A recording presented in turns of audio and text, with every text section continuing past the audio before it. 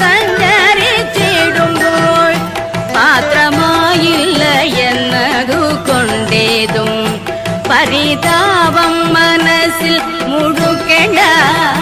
തിരുനാമത്തിൻ മഹാത്മ്യം കേട്ടാലും തിരുനാമത്തിൻ മഹാത്മ്യം കേട്ടാലും കൃഷ്ണ കൃഷ്ണ മുകുന്ദ ജനാർദ്ദന കൃഷ്ണ ഗോവിന്ദ നാരായണ ഹരേ അച്യുതാനന്ദ ഗോവിന്ദ മാധവ സച്ചിദാനന്ദ